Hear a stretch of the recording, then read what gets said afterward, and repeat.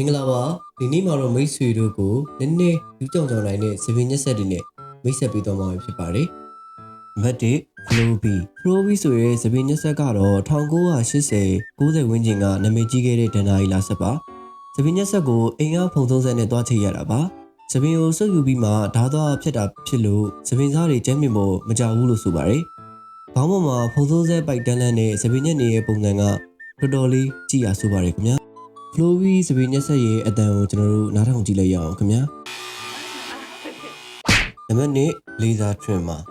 ဒီ trimmer လေးကတော့မိုးစိရိတ်တဲ့သူတွေအတွက်တီးတန့်ထုတ်ထားတဲ့ trimmer လို့ပြောလို့ရပါတယ်သူ့ရဲ့ကြော်ညာမှာတော့အဆင်ပြေပေမဲ့ကျွန်တော်တို့လက်မငြိမ်တဲ့သူတွေအတွက်ကျတော့အဆင်မပြေဘူးလို့ကျွန်တော်ကတော့မြင်မိပါတယ်နီးပညာအရအကြည့်ကောင်းပေမဲ့တကယ်တမ်းတော့ laser ကကျွန်တော်တို့မလိုအပ်ဘဲ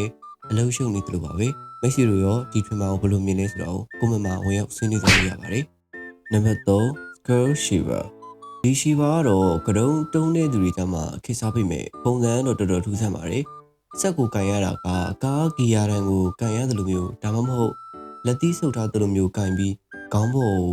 ပို့ရတာပါဓာတ်သားတွေက9ခု6ခုလောက်ပင်ကူခြေထောက်တွေတူဖြတ်ထွက်နေပါတယ်ကျွန်တော်တို့မြန်မာပြည်ကဖုံဖုံတွေအတွက်ဆိုရင်ပိုပြီးတင်တော်မေလို့ကျွန်တော်တို့မြင်ပါတယ်ကျွန်တော်အခုပြပြသွားတဲ့ထဲမှာဘယ်ဆက်ကိုသဘောကျလဲဆိုတာကိုကွန်မန့်မှာဝင်ရောက်ဆွေးနွေးသွားလို့ရပါတယ်အားလုံးကျေးဇူးများကြီးတင်ပါတယ်ခင်ဗျာ